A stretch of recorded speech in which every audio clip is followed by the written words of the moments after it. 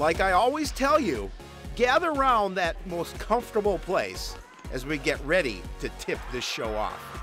Pound it home and race for the finish line. Sports Night is next.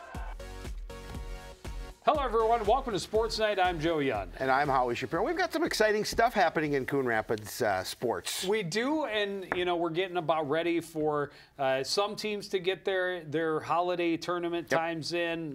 Some teams not taking part in holiday tournaments, so a little bit of a break in the middle of the season for teams to kind of recover and heal up a little and get on with it. But we are going to take a little bit of a holiday break after this week and be back after the new year.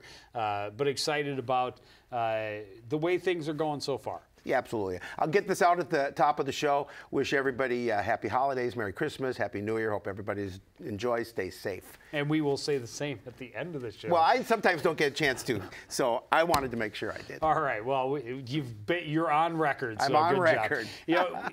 Great week not a great week result-wise, but a very exciting week for the boys hockey program. They do a home-and-home series with Spring Lake Park Panthers Friday, Saturday. It's something they started a couple of years ago, and kind of a cool tradition against a conference team. On Friday night, the Cardinals at Fogarty Arena had leads of 3-2 and 4-3, but end up losing to the Panthers 5-4. Eli Bowden had a goal he had 2 goals and 1 assist. Nate Klinzing had a goal and an assist. Kamani Poor had a pair of assists, and Nate Clark also scored.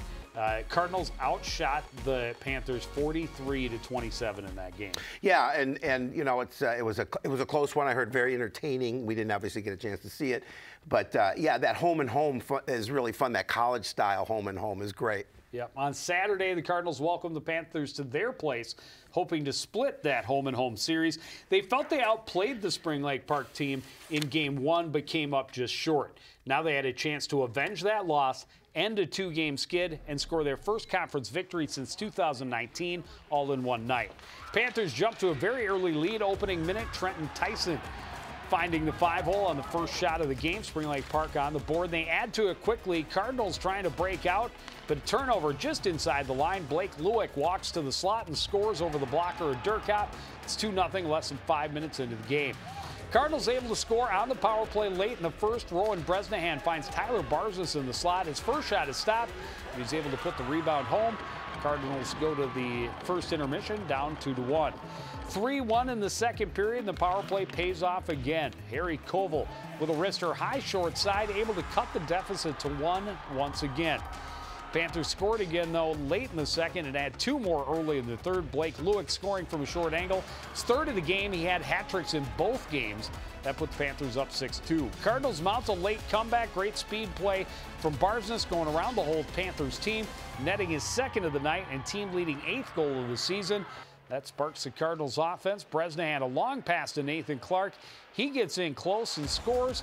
Cardinals cut it to 6-4 with 6 minutes to go, but that's all they would get. They fall to 2-5 on the year, and that really, especially when you look at this conference and how many very strong teams there are, that's a tough back-to-back pair of losses. It really is, and in that game on Saturday, which obviously we did, that I liked the way that in the third period they responded with a couple of goals, did the Cardinals, and really Spring Lake Park were out playing them for the most of that game, but the fact that they were able to cut it to 6-4, got a little bit closer, had an opportunity at the end to see what they could do. I like that, but yeah, there are some things I know that the coaching staff taking out of that. A little lack of intensity in the first part of that third period really cost them. They've got a couple of non-conference games this week. They host Roseville on Tuesday, and Howie, we'll be there. And then they are at Eastridge on Thursday. Well, the girls hockey team, that's you. Me. Well, you just want to do the whole show? You can just do the whole show if you want. The girls hockey team had a couple of huge conference games last week, starting with a rematch against Centennial Spring Lake Park. The first time they met, the Bluebirds controlled much of the game but lost to the 4th-ranked Cougars in overtime. Now they hope the home ice advantage will be enough to help them even the score. The Bluebirds fired up, hoping to hand Centennial its first loss of the season. They jump on the board first. Molly Terabeza with a steal in close, goes to the backhand, puts CPCR on the board a little more than midway through the first period. But the celebration short-lived. Just a minute later, Tegan Kuhlenkamp with a steal just inside the blue line goes in alone, scores easily, and even the game at 1. And they take the lead just 10 seconds later. Kuhlenkamp to J.C. Chatleen on the doorstep. Cougars score 3 times in just over a minute and go to the locker room up 3-1. They keep the momentum going into the second. Lauren O'Hara using her speed to get around the defense and score shorthanded. That puts Centennial up 5-1 just 3.5 minutes into the period. Bluebirds able to answer that one immediately off the ensuing faceoff, a steal and a breakaway for Brooke Del Castillo. She scores on the power play goal to keep hope alive for the Bluebirds. But the Cougars, they just keep coming. Megan Goudreau weaving her way in front of the net for a goal. Centennial scores 5 times in the second period, take an 8-2 lead. No one scores in the running time third period. And unfortunately for the Bluebirds, that would be the final. Yeah, and the schedule didn't get any easier. On Saturday, the Bluebirds were at the Forum hosting former coach Jim Coltis and the 11th ranked Maple Grove Crimson. Maple Grove was 6-2-1, but both of their losses had been to teams above them in the rankings, so the Bluebirds would be in for a fight. Coach Gutterman and former coach Coltis with a pregame chat. Crimson bringing the pressure off the opening drop. Puck dumped in. Emily Oakland gets to it behind the net and finds Bella Shipley all alone in the slot. She risks it top shelf. Maple Grove has the early lead. CPCR looking to answer midway through the first. Good feed to Brooklyn Johnson at the back door, but Danny Strom slides across for the save.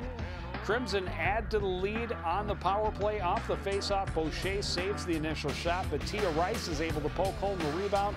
Maple Grove has a 2-0 lead after the first. Midway through the second, Stella Retrum, with a great individual effort, finishes with a strong shot over the blocker. Maple Grove is up by 3. Late in the period, Taylor Holm gets behind the defense, able to finish on the backhand. A shorthanded tally puts Maple Grove up 4-0. Bluebirds are able to get on the board just 20 seconds later. A steal on the clear attempt. Tara Beza puts a shot on. Nola Milton in front to finish on the rebound. That's as close as it would get. Maple Grove adds 1 in the third on their way to a 5-1 win. I know that's one the girls would have loved to have won against their former coach, and Maple Grove's a pretty good team, and just able to get the 1 goal against the Crimson that evening. But they're good, and that was a test. Yeah, they're just outside the top 10, and you know both hockey teams play in a Northwest Suburban Conference that has a handful of teams. Almost half of the conference is in the state's top 20 for both boys and girls. So night in and night out, it's going to be a battle, and you got to give credit to the girls hockey team. They are not going to put a soft non-conference schedule together. They host Minnetonka on Tuesday, and that's a very tough non-conference game. You factor in teams like Minnetonka and Wayzata into your non-conference schedule. Really keeps you in that kind of playoff atmosphere. And then they'll be in the Kaposia Classic next week down in South St. Paul at Doug Woog Arena. They do start against a conference opponent. They will start on Wednesday against Elk River. And that should be fun. That should be a good one. And we will have coverage. Yes, we will. Online. It will be a webcast. Correct. But we will have coverage of that contest. Wrestling team in Monticello over the weekend for an individual tournament, the Monticello Invite. The Cardinals did pretty well. 3rd place, I think, out of like 15 teams. Carter Skradsky, a first place finish, had 2 pins and a major decision with 3-0. Bridenstine, the 106-pounder, really having a nice start to his season. He made it to the championship match as well. Finished in 2nd place with 2-1. His pin came over the #1 seeded wrestler in his bracket, so kind of a good day for him. Jaden Lilly and Kenny Wells both finished 3rd place at 120 pounds and 195 pounds respectively. Israel Medimba and Hayden Skillings both finished 4th place in their divisions. Also a couple of 6th place finishes for Jared Van Vickel and for David Jeebley, who I believe wrestled at 180 or 182. And good to see him get that 3rd place finish. This is a squad that that's got some challenges this year with some wrestlers that are not experienced, and I know they've been dealing with some injuries as well. So nice to get that 3rd place win. Well, and they go to Fargo next weekend for the Rumble on the Red, and they will see some of the best not only in Minnesota but in the whole upper Midwest. And then they will get the team back on the mat for the Farmington Duels on January the 8th. Gymnastics team, a couple of dual events last week. It started with a trip to Park Center, and they lost a tight one to the Pirates, coming up less than a point away from a win against the Pirates. Ada Drummy led the Cardinals in every event, finishing first in the vault and the beam, then was second on the bars and fourth on the floor. She was also first place all around with a 30.525, but the Cardinals come up just short against the Pirates. And then on Saturday, Cardinals hosting Centennial, scored a 112.375, lose to Centennial's 124. Lana Vang led the way on the vault with a fourth place finish. Ada Drummy was fourth on the bars. Savannah Lusk was fourth place on the beam, and Lana Vang was third place on the floor with Ada Drummy right behind her. Drummy was the top all-around finisher in fourth place with a 29.275.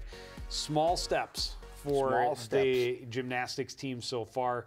4 events in, they have, or 3 events in really, they have increased their point total. 4 events. They have increased their point total each event, so that's good. Again, another very young team, and they've got a lot of girls that are either they've got a couple of middle schoolers and a couple of 9th and 10th graders, so they're girls that are going to be around for a while.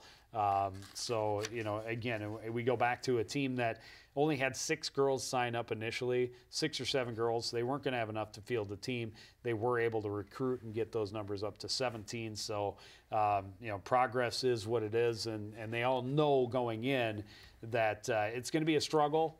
But as long as the numbers continue to trend up, that's progress. And you look at that event against Park Center, I bet they feel that was an opportunity to get their first win of the season. It was close, but they know they could compete, and they have an opportunity to see what they can do as the season continues. Well, and they are they're at Rogers tonight, and they will be at Elk River Wednesday before they get their break for the holiday.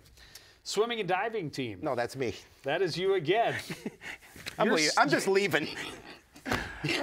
Your name is still Howie. It's still Howie, occasionally. Okay. Yeah. Mine is not. Among others, I've been called. The swimming and diving team started its real competition schedule last week with a dual meet and a tournament. On Thursday, the Cardinals traveled to Anoka to go head-to-head against the Tornadoes. Cardinals are young, and they're already showing huge potential for this season. The 200 medley relay is one of their strengths, and they flex against Anoka. Sophomore Mitch Tronson, I should know that name, handles the backstroke and hands off to Tyler Schultz. Freshman Jackson Ling and sophomore Nolan Schultz take care of the back half of the relay, and Schultz races to the wall in the first place in a time of 1:48.56. Tronson is one of the guys really stepping up this year, showing huge improvements and getting the team big points. Tronson wins the 200 IM with a time of 2:14.68. Tyler Schultz, he has a chance to break some school records and get to the state this year. And he's off to a good start. He picks up a couple of blue ribbons against Anoka. He's going to win the 100 butterfly in a time of 54.04 as he touches the wall. And then Schultz going to set the pace coming up here in the 100 breaststroke as well, leading from start to finish. He cruises to the wall alone in a time of 1:62. Some great performances for the Cards, but they come up a little short in a 1:01.80 loss. And again, yeah, another team that they lost a big senior class. Yeah, they did. So they have some youth, but Nolan Schultz and Mitch Tronson were a couple that Coach Donaldson pointed out in his weekly email. Yep. Just sophomores, and both came up and got themselves to varsity places last year. Yep. And have really come in good shape and showing great improvements. So nice to see those younger guys ready to kind of take the baton and keep this team moving forward, and they're going to be here for a couple more years. And I do appreciate you putting his name in 2 more times so I could correct my first stumble. So that was good. You've only we've only known his dad for forever, I don't know, 20 years. Forever. The team was back at Northdale Middle School on Saturday for the Bengal Invite. Cardinals finished in 4th place out of 8 teams, I believe it was. Some of the top finishes, both the 200 medley relay team. That's an event where the Cardinals are really looking like they have a chance to get to state. And as you talked about, just one senior in that group that swam the 200 medley relay against Noka. I believe it was the same group at the Bengal Invite. You know, a couple of sophomores and a freshman making up the rest of that team. That's pretty exciting.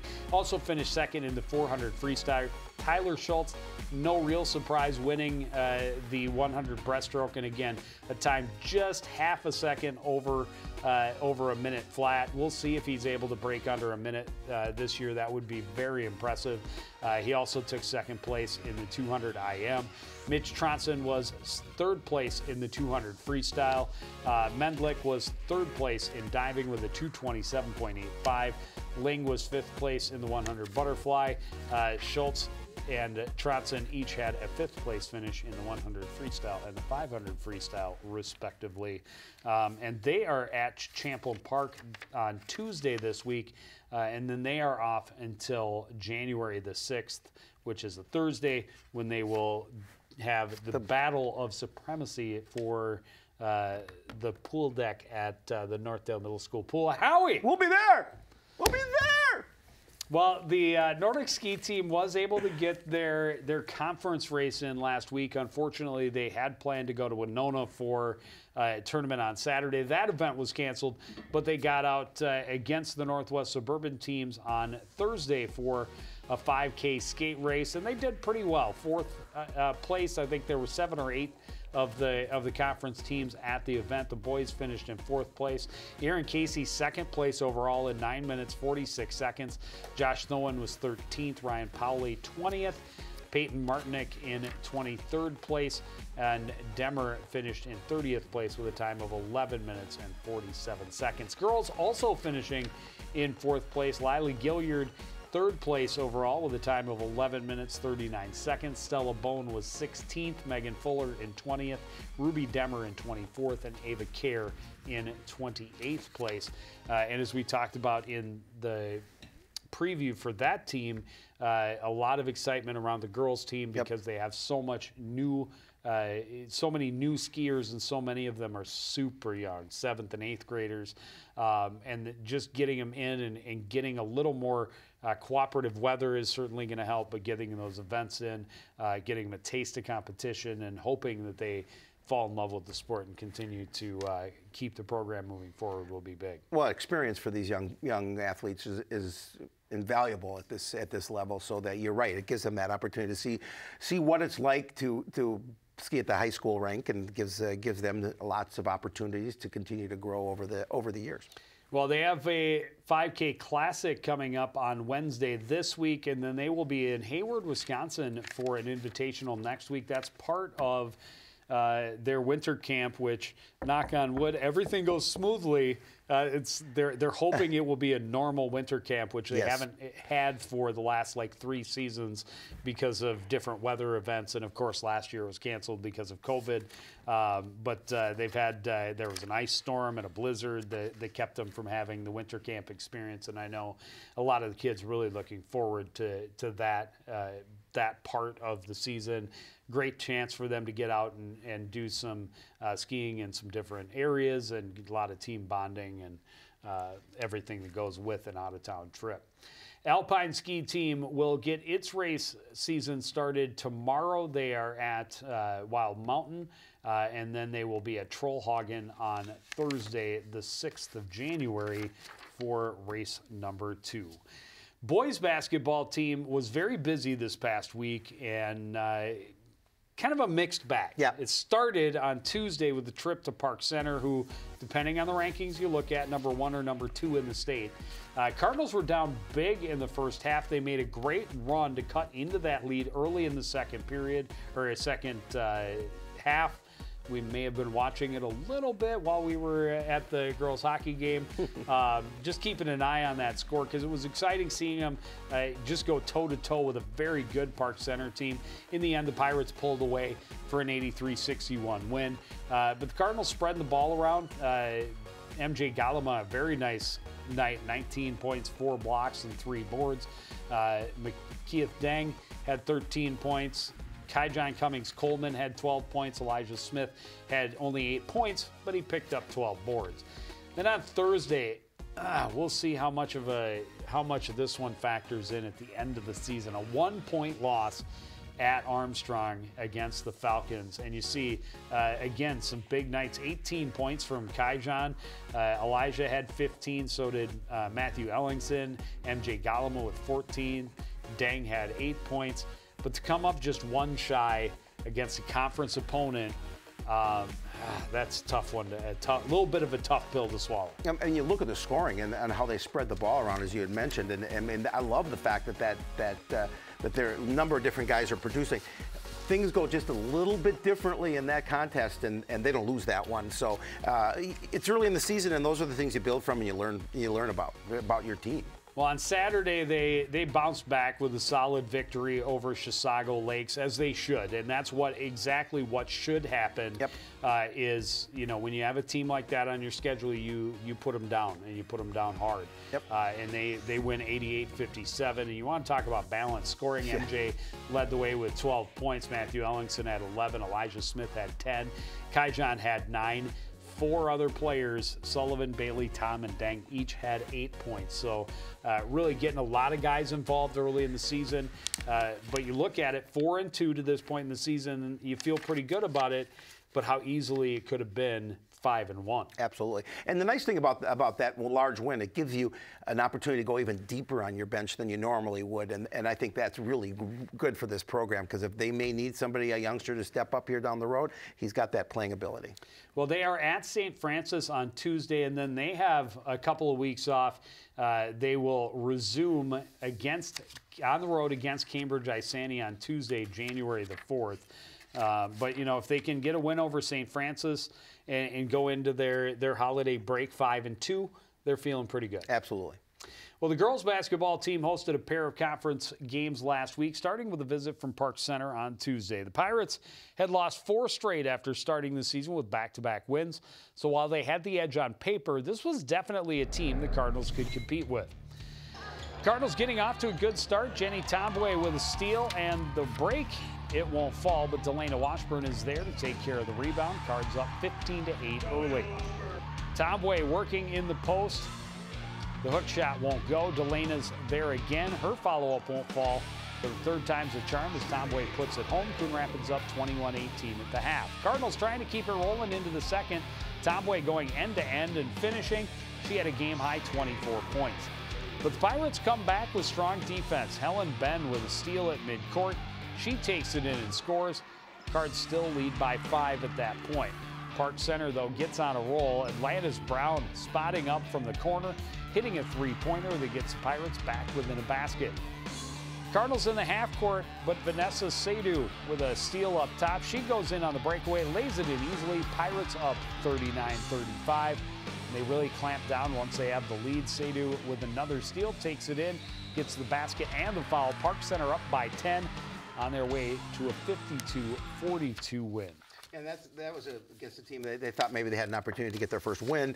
They hung with them well in that first half, obviously. They played well in that first, but unfortunately for the Cardinals, you saw a number of turnovers there, and they let their lead slip away and end up with that 10-point loss. Yeah, you got to be able to finish, and if the game were only 18 minutes, they walk away with a win, but it's 36.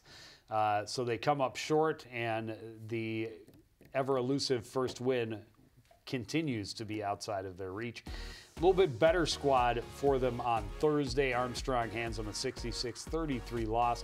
Camille Washburn leading the team with 16 points. Tomboy held to just 5. Delana Washburn also had 5. Casey Beck added 4, and Alex Schmidt had 2.